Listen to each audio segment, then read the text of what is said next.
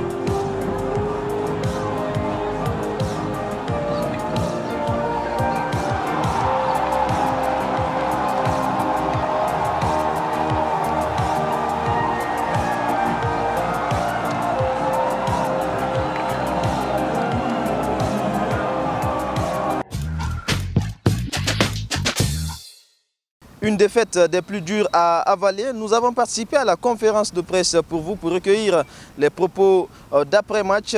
Partons avec l'entraîneur tunisien Mahaloul qui nous parle là de cette équipe guinéenne. Il s'attendait forcément à un match difficile avec une équipe joueuse guinéenne, mais l'aspect offensif, la ligne offensive alignée par Kamfori Lapé Bangoura a permis de créer des espaces dont son équipe a profité.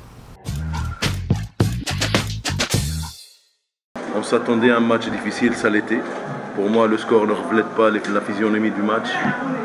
C'est vrai que l'équipe nationale guinéenne a craqué après le deuxième but. Mais nous avons cru en nos chances dès le début. D'ailleurs, je l'ai dit hier à la conférence de presse. Nous sommes venus ici pour ramener les 3 points. Ça a été fait, chose faite, avec la manière aussi. Ce n'est pas tous les jours, je crois que c'est la première fois que l'équipe nationale, je ne sais pas, vous me corrigez si c'est faux, la première fois que l'équipe guinéenne encaisse 4 buts chez elle, c'est pas un hasard. L'équipe nationale guinéenne, donc elle avait tout à gagner, rien à perdre dans ce match-là. Les joueurs étaient un peu déconcentrés pour ce match. C'est vrai qu'il y avait beaucoup de volonté au début du match, en première mi-temps, mais dès qu'on a eu la possession du ballon, qu'on a essayé de jouer notre jeu, en procédant par des petites passes, le match a été déclenché, le match a basculé en notre faveur. Première réaction côté guinéen de Kamfori Lapé Bangoura en conférence de presse. L'analyse de la rencontre de façon détaillée pour vous. On va voir quel a été le schéma qui a été aligné par le technicien guinéen et qu'est-ce qui a prévalu justement à cette déroute. On a fait une entame de jeu très solide où on a joué le 4-1-3-2. Je pense qu'une première mi-temps où on a eu beaucoup de possibilités. Entre autres, l'adversaire, je pense qu'on a mis le but sur un travail qu'on a longtemps cherché à concrétiser, éviter des buts par une aspiration. On a été aspiré par un contre, c'est une faute à la surface. On prend un but qui change un peu les données. La deuxième mi-temps, je pense qu'il fallait revenir un peu avec 2 récupérateurs, tout en supprimant un attaquant. Si vous avez contacté, Idrissa est arrivé seulement à la veille du match. Il n'a fait qu'une seule séance avec le groupe. Je me suis dit quelque part, s'il faut sacrifier un attaquant, c'est Idrissa, tout en mettant Ibrahim Soli Sankom pour suppléer un peu Sadio. Mais je pense que contre le cours du jeu, on prend un deuxième but, c'est vrai. Quelle que soit la grandeur d'une équipe, il faut aussi un grand gardien derrière. Je pense aujourd'hui on a des petits soucis. Et sans oublier que le côté droit a été toujours sujet de discussion. J'ai utilisé longtemps Seni Bangoura. J'ai voulu remettre Baïsama Sankom en discussion qui m'a dit que ça fait longtemps que je joue pas sur le couloir, c'est pas possible. Alors j'étais obligé d'adapter Ousmane Baldé. L'élimination, elle était déjà donc consommée, mais cette défaite-là justement, est-ce que l'entraîneur guinéen va jeter l'éponge? Eh bien, il ne compte pas en arriver là. Je pense que le Brésil a perdu 7-1 à domicile. L'entraîneur n'a pas démissionné. Moi, je ne pense pas être tellement responsable de ce résultat. Je crois qu'on est en reconstruction. Je n'ai pas hérité la meilleure équipe de l'Afrique. C'est une équipe où ensemble, voilà, je fais en tout cas mon mieux. Maintenant, s'il y a des décisions par rapport à ça, tant mieux. Kamfori Lapé Bangoura donc qui ne se juge pas tout à fait responsable de cette défaite du Sili national de Guinée face aux Aigles de Carthage. Le tableau donc de ce groupe A de la Guinée, la Tunisie est devant avec 13 points, suivi de la RD Congo avec 10 points et la Guinée est 3e avec 3 points, au même nombre de points que la Libye, donc la Guinée et la Libye qui sont d'ores et déjà éliminés de la course. La Tunisie et la RDC vont jouer la dernière journée, même si on sait que les chances sont plutôt du côté tunisien, qui n'auront besoin que d'une victoire ou d'un match nul ouvert donc contre l'équipe libyenne dont elle a hébergé par plusieurs fois pour se qualifier au Mondial Russie 2018. Dans Sili, partons vers un autre.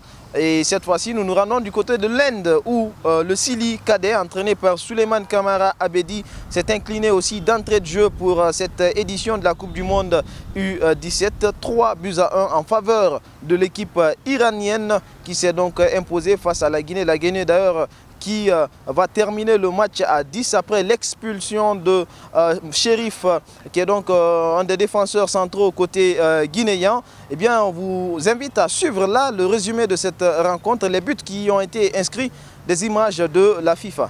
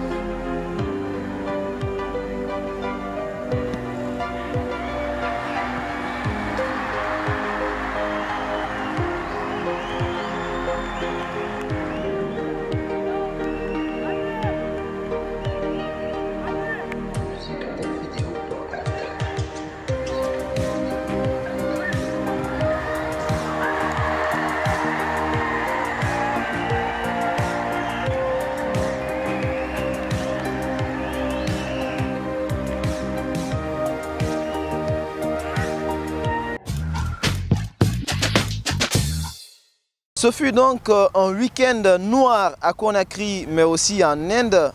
Disons un week-end noir pour le football guinéen. On peut donc retenir une déception chez tous les supporters du football guinéen. On aura l'occasion de revenir sur ces sujets-là dans nos prochaines émissions. Et bien, pour ne pas vous laisser dans un stress ambiant, nous avons pu décrocher une exclusivité pour vous. C'est une interview d'Amadou Diaby, premier vice-président de la Fédération guinéenne de football.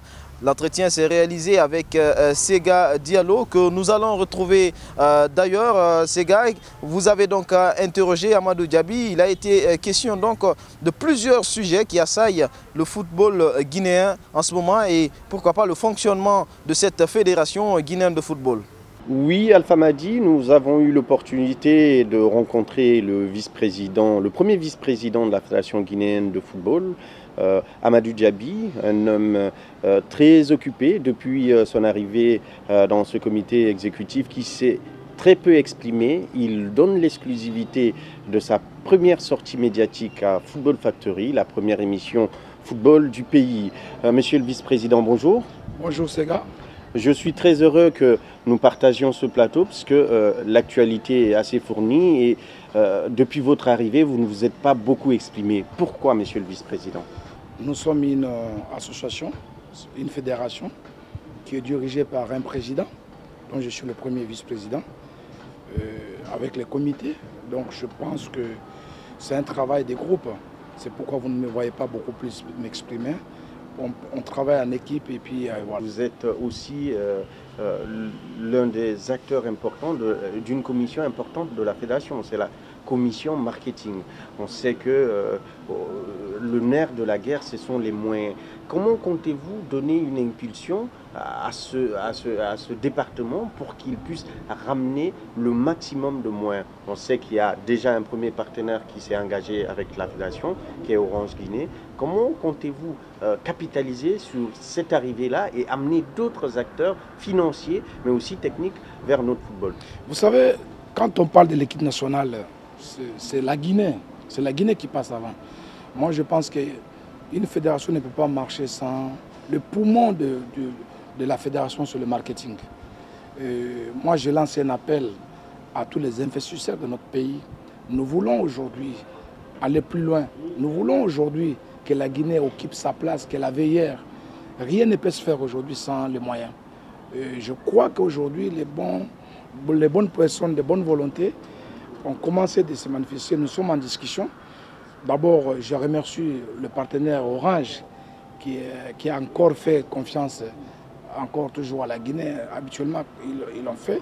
On a signé. Et nous sommes aujourd'hui en train de discuter, en train d'aller très bien avec des différents équipementiers pour notre football.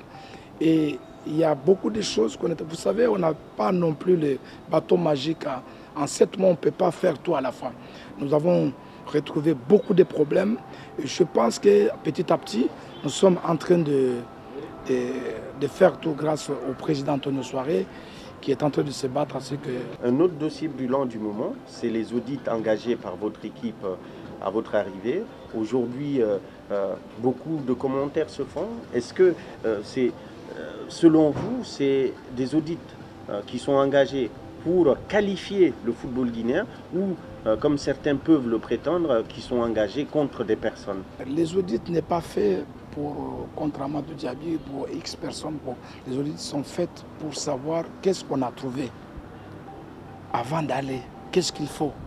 Une fois que les audits sont faits, en fonction de ça, nous savons. Et en plus, c'est la FIFA qui nous a recommandé de faire les audits. C'est ce qui a fait que d'ailleurs, les audits qui ont été faits, la FIFA a tout de suite, comme on appelle, débloqué les montants de fonctionnement qu'elle devait envoyer. Parce qu'il ne faut pas oublier que la Guinée, il y avait une crise. Et cette crise qui a fait que la Guinée avait son argent là-bas bloqué et il ne pouvait pas. Mais une des conditions de la FIFA était, vous faites les audits pour voir ce que vous avez trouvé et puis on va commencer avec vous. Donc cet audit a été validé par tous les membres de la Fédération guinéenne de football. Ce n'était pas, c'est pas contre un individu, c'est qu'est-ce qu'on a trouvé avant d'avancer, c'est tout. Au-delà de cet aspect, l'autre défi du football guinéen, c'est la formation. Aujourd'hui, nous sommes en discussion très avancée avec la Fédération française pour avoir la coopération avec eux, c'est-à-dire une coopération gagnant-gagnant, c'est-à-dire qu'on va quand même pas se voiler la figure, il faut reconnaître que c'est quand même, ils sont en avantage par rapport à nous. Ils ont organisé la Coupe du Monde, ils ont organisé la Coupe d'Europe, là ils vont organiser la Coupe d'Europe féminine. Je crois qu'avoir le partenariat avec eux, ça va beaucoup nous aider pour non seulement la formation de notre football. Nous avons besoin de la formation des éducateurs, l'administration même de notre football. Parce que nous, on va passer. On est là, c'est pour pouvoir former les jeunes d'aujourd'hui, demain, pour qu'ils prennent le relais de notre football. Notre football souffre de sa gestion. Alors, peut-être qu'on est souvent très mal pris, mais quand on arrive, quand on reproche des autres pour dire que non, et ils n'ont pas bien fait, mais vous qui arrivez, essayez de faire mieux. Essayez de poser les actes. Parce que vous savez, c'est une association. Moi, je ne peux pas me prétendre venir dire, c'est pour moi, je dois faire ceci, je dois faire cela. C'est le comité exécutif qui est géré par un président dont nous prenons la décision. Nous appliquons le règlement, on le respecte. Donc aujourd'hui, notre combat, c'est comment développer notre football. C'est le combat du président Antonio avec son équipe. Je pense que nous allons avoir la signature très bientôt, d'ici le mois de novembre, avec la Fédération française, dans le cadre de développement des éducateurs et puis avoir comment on appelle, l'administration et puis même jouer même des matchs amicaux avec des équipes françaises. Donc il y a tout un travail qui est là, qu'on est en train de travailler. Vous savez, ce n'est pas facile. En 7 mois, vous venez comme ça et je crois que la crédibilité qu'aujourd'hui le président a, la fédération a aujourd'hui au niveau, avec les instances internationales, c'est quelque chose d'extraordinaire. On ne peut pas terminer sans parler des défis concernant nos équipes nationales. Certes, elles participent à des compétitions. On est quand même un peu à mesure d'attendre un peu mieux en termes de résultats, même si les résultats qui sont faits ne sont pas tout à fait négatifs. Quel est l'objectif à court et moyen terme de la fédération par rapport aux sélections nationales? Moi, je pense qu'aujourd'hui, nous avons un problème des infrastructures dans ce pays. Il ne faut pas se cacher. Il faut absolument, rapidement, il y a urgence aujourd'hui de mettre des très bons terrains sur l'étendue du territoire national. Une fois qu'on a des bons terrains sur l'étendue du territoire national, il y aura un très bon championnat. Ça va se jouer partout. Que des minimes jusqu'au cadre on aura vraiment des pépinières qui vont alimenter l'équipe A et on aura des très bons joueurs. Il ne faut pas les chercher ailleurs. C'est-à-dire que le problème, c'est ici, dans notre pays. Nous sommes en train de se battre aujourd'hui pour relancer, si vous voulez, le centre technique de Nongo.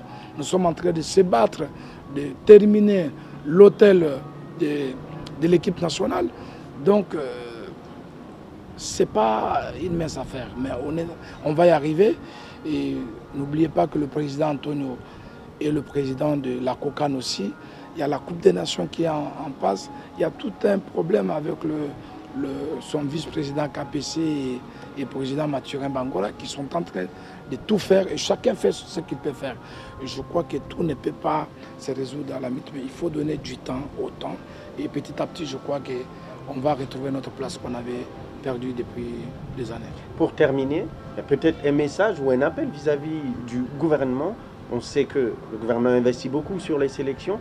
Est-ce que l'investissement au niveau du football, au niveau local, n'est pas un peu déficient? Est-ce qu'il ne faudra pas mettre un peu plus de moyens à la disposition de la Fédé, de la Ligue, pour qu'elle puisse organiser et structurer les compétitions?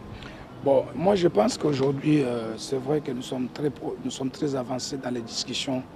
Je pense que le président, avec le ministre des Sports actuel, le ministre Bantama, qui est un homme très engagé, qui veut vraiment aider le sport en général, mais le football, c'est le football au roi. Je crois qu'aujourd'hui, les discussions sont très bien avancées avec son secrétaire général Istokera, qui sont vraiment dans les très bonnes dispositions pour pouvoir accompagner vraiment le football guinéen. Parce que moi, je crois que je salue une chose, qu'il y a des guerriers aujourd'hui à la tête du football guinéen. Quand je regarde Antonio Soares, je regarde KPC, je regarde Mathurin Bangoura, je regarde les Istokera, Bantama Soki, le ministre du Sport. Je crois que tous ces bons mondes-là réunis ensemble, je crois que notre football va avancer. C'est un problème que le football n'a pas de couleur, le football n'a pas de race. C'est-à-dire que quand tu es dans le bateau, il faut continuer avec le même bateau. Si tu veux descendre, tu descendras, mais le bateau continuera. Si Amadou Diaby n'est pas le seul incontournable, si Amadou Diaby ne peut pas faire l'affaire du football, je pars. Donc je ne vais pas me campoter, dire que le football passe avant. Les hommes passent après, mais c'est le football. Ce n'est pas nous les acteurs du football. Il y a les acteurs du football, ces gars. Nous sommes des gens qui accompagnent le football. On doit savoir que la Fédération guinéenne de football n'est pas une propriété privée de quelqu'un. C'est une association. C'est pour pouvoir accompagner le football. Ce n'est pas nous qui doivent pouvoir se mettre en vedette. Nous, on est là pour accompagner. La fédération, c'est les présidents des clubs, les ligues, tout ce monde-là, c'est leur chose. On vient là-bas, c'est pour les aider et les accompagner. Donc je ne vois pas pourquoi je vais tout le temps venir me mettre à parler. Le plus important aujourd'hui, il faut poser les actes, il faut positiver, il faut savoir ce que nous voulons.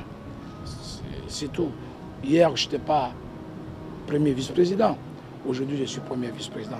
J'avais dit aux gens, j'avais demandé aux gens, je ne viens pas faire la bagarre parce que j'ai envie de faire la bagarre. Je viens contribuer de ma manière pour le changement de notre football. Si on est là pour le changement, il faut qu'on change. Je ne peux pas venir hier dire qu'on vient pour le changement et qu'on ne change pas les choses et qu'on croise les bras. C'est ça le problème. Donc je pense que les gens sont impatients, mais ils peuvent compter beaucoup parce que nous avons un président aujourd'hui qui est pragmatique, un président qui est prêt à accompagner le football, qui a toujours été là. Et je crois qu'il faut l'accompagner, le football guinéen. Il n'y a aucun problème de ce côté. Nous sommes très fiers, très contents. C'est la première fois dans l'histoire de notre football. La CAF vient de faire des commissions à la CAF. Je suis très heureux. Je dois ça au peuple de Guinée. Je dois ça à la jeunesse guinéenne. Je dois ça à la détection que j'ai faite depuis des années. Je suis aujourd'hui coopté comme on appelle membre de la commission de football des jeunes à la CAF. C'est une première. C'est une première. J'ai commencé par être agent des joueurs, j'étais avec le jeune. Je suis devenu président des clubs, j'étais avec le jeune. Et puis je suis devenu premier vice-président. J'ai rendu mon mandat. J'ai rendu mon mandat pour le football guinéen. Et tant que je peux défendre ce football, je le défendrai avec conviction, avec respect. Merci Monsieur le Vice-président. Je pense que le message est entendu. Il était resté longtemps silencieux. Il est revenu s'exprimer chez nous, Alpha Madi Touré. Vous avez assez d'éléments pour permettre à l'opinion de comprendre les enjeux du moment, en tout cas du côté de la Fédération guinéenne de football amenée par le président Souaré. Les engagements seront tenus, même si des difficultés existent à certains endroits. Merci, c'est à vous. Entretien exclusif donc de Amadou Djabi avec Sega Diallo. Donc merci pour toutes ces informations et c'est comme ça, c'est à travers cet élément qu'on va se quitter au compte de ce nouveau numéro de Football Factory dans l'espoir de vous retrouver dans un prochain numéro. Alia Alama Bangouro a réalisé cette émission. À la prochaine pour d'autres exclus, d'autres infos autour du football guinéen.